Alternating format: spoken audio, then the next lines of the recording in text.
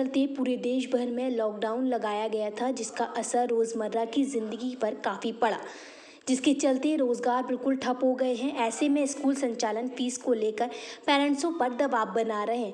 तो वहीं आगरा में प्रोग्रेसिव एसोसिएशन ऑफ पेरेंट्स ने 3 माह की फीस माफ़ी को लेकर आगरा ज़िले में मुहिम छेड़ दी है, जिसके चलते लगातार विरोध प्रदर्शन दिन पर दिन बढ़ता नजर आ रहा है। वहीं प्रशासनिक अधिकारियों ने कलेक्ट्रेट सभागार में एक बैठक बुलाकर वार्ता की, जिसमें अभिभावक और स्कूल अधिकारी मौजूद रहे। पेरेंट्सों का कहना है ये बैठक विफल रही। आगरा से आवाज क्लिक के लिए इल्मा अख्तर के साथ सुबूर अली की रिपोर्ट। किसी भी प्रकार का समाधान नहीं निकला है। अंदर प्रशासन जो था वो शिक्षा संस्थानों की हाँ में हाँ करता हुआ दिखाई दिया। शिक्षा संस्थान ना ही लॉकडाउन पीरियड की कोई फ़ीस छोड़ने को तैयार हैं, ना ही ऑनलाइन पढ़ाई के दौरान वो कुछ राहत देने के मूड में हैं। उन्होंने साफ कह दिया है कि हम किसी भी सामूहिक रूप से हम ये घोषणा नहीं करेंगे। इसलिए हम लोगों को लगता है कि इस लड़ाई को हमें सड़क पर और तेज़ करना पड़ेगा और इस लड़ाई को हमें कोर्ट में लेके जाना पड़ेगा।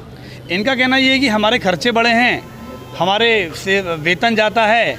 हमने जब इनसे ये कहा कि आप लोग अपनी बैलेंस शीट अगर हमें दिखाएं और बैलेंस शीट में यदि आप अपना घाटा हमें दिखाते हैं तो हम फीस देने को तैयार हैं, तो वो लोग हमारे ऊपर हंसने लगे, बोले कि हम आपको बैलेंस शीट क्यों दिखाएं।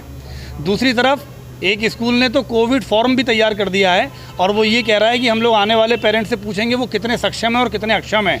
जब आप दूसरे की पूरा बायोडाटा ले सकते हैं तो आपको अपना बैलेंस शीट दिखाने में क्या दिक्कत है। देखिए, हम सभी पेरेंट्स से निवेदन करना चाहेंगे कि शिक्षा संस्थानों की मनमानी बहुत देर तक नहीं चलने देंगे। हम अपने आंदोलन को तेज़ करेंगे, लेकिन हम प्रशासन को ये भी बता दें कि हम जो कुछ भी करेंगे शांति और कानून के दायरे में रह के करेंगे।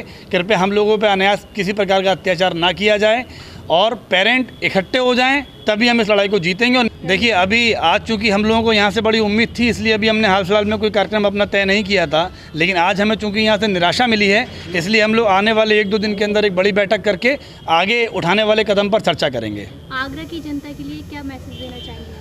आगरा की जनता के लिए मैं यही संदेश देना चाहूँगा कि हम लोगों को एक होना पड़ेगा। एक होने में शक्ति होती है, संगठन में शक्ति होती है। जब हम लोगों ने इकट्ठे होकर 200 साल राज करने वाले अंग्रेज़ों को धरती से भगा दिया था, तो ये शिक्षा संस्थान ऐसा नहीं है कि हमारी मांगों पर विचार ना करें। मेरा आप सबसे एकजुट होकर यही कहना है कि आप लोग फीस जमा ना करें और इकट्ठे होकर आंदोलन को गति दें।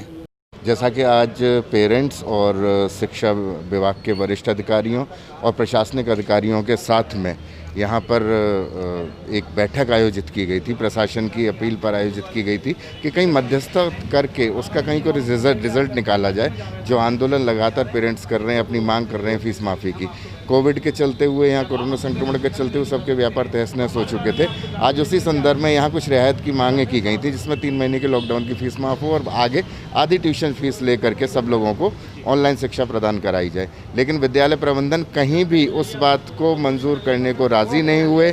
प्रशासन तंत्र जो बीच में बैठा हुआ था, उनको भी उनकी मांगें उनके समक्ष भी नहीं उन्होंने अपनी आने दी और ना ही उनके चर्चा के विषय को भी आगे बढ़ने दिया।